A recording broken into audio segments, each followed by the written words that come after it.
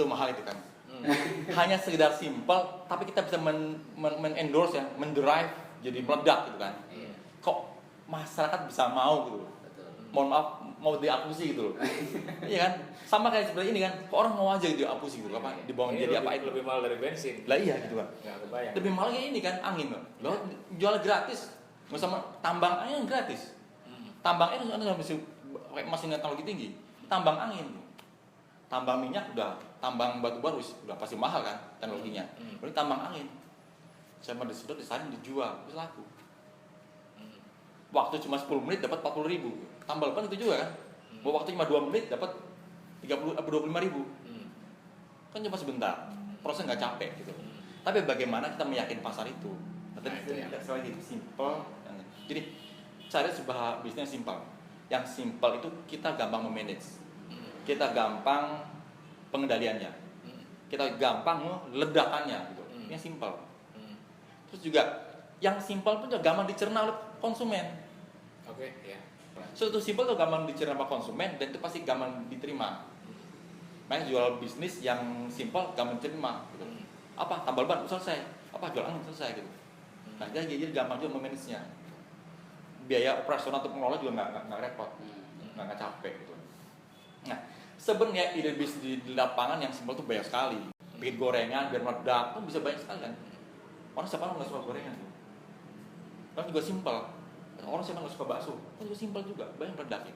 Apa yang suruh apa minum air mineral, apa juga teh, minuman teh dingin itu sama simpel semua ya.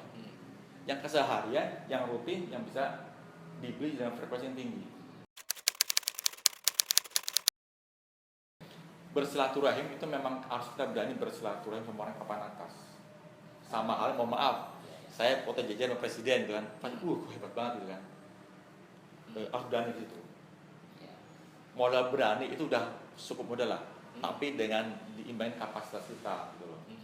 Saya jual angin, tapi saya harus bisa bersilaturahim sama Pertamina, nomor 1 Indonesia perusahaan itu. Ya kan?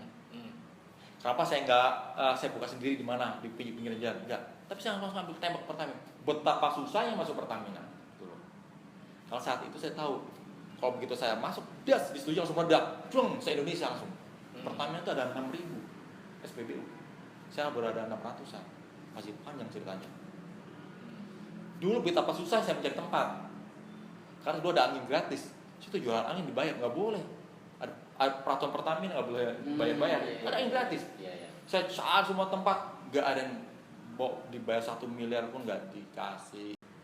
Nah, alhamdulillah ada sebuah SPBU yang dibilang Harapan Indah Bekasi. Pak Haji itu kebetulan dia juga salah seorang tokoh politik dari PKB mengizinkan.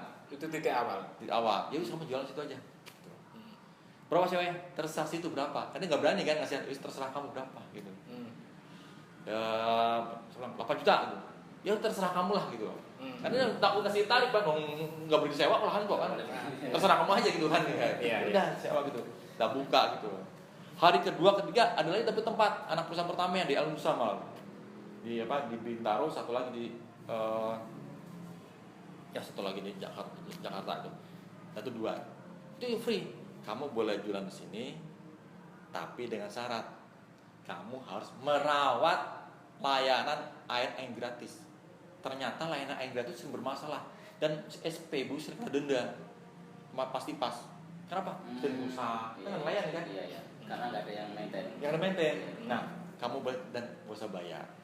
Kompresor, pakai kompresor SPBU aja kamu. Wah, lebih hemat kan? Tempat kamu bikin sendiri aja. Tuh, pulang free kan? Nah, ternyata dibukalah sebuah pintu. Kita tahu, oh kalau saya mau masuk ke SPBU, saya jangan bilang sewa. Bilang saya, Pak, Bu, bisa nggak saya bantu untuk melayani air gratis? Oh. Iya. Tapi saat itu belum selesai. Jadi tantangan cari ide susah, tantangan masih banyak lagi. Jualnya susah. Sama menjual coba. Iya. Jadi Sehari tuh 0 5.000, 0 10.000 sehari loh. 0 lagi 5.000 20.000. Untuk 40.000 seneng bermain. Gue 40.000 seneng saya. Kita makan beli nasi bungkus makan itu. Itu syukuran buat kapan lagi dapat 100.000 seneng lagi beli nasi padang. Tapi ingat dulu yang 0 di depan itu sekarang nol itu pindah belakang. Sehari per bulan ada sekitar hampir 2 juta transaksi. Itu lipatan luar biasa, kita bisa meledakkan itu. Makanya begitu masuk jaringan, lihat papan atas mana. Jadi kita bersilaturahmi semua orang yang papan atas. Bukan berarti, tapi kita punya kapasitas ukur, jangan kita minta proyek atau enggak kan masuk kita punya kapasitas. Saya masuk Pertamina pun juga ujian 6 bulan. Hadir, jangan nggak punya apa-apa, dan hadir punya kapasitas, punya teknologi. Walaupun nggak susah banget. Mas, terus ini Mas,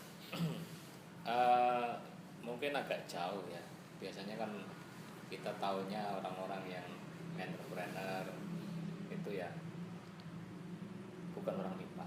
Ya kan? Biasanya orang MIPA itu kan begini kan. Nah, menurut sampean justru apa sih pandangan kalau melihat latar belakang pendidikan sampean terus? Sama halnya kalau kita mengatakan banyak entrepreneur malah nggak sekolah. Sih. Atau lulusan SD, SMP, kok sukses itu. Lo sampai lu S1, walaupun MIPA atau apapun, kok sukses.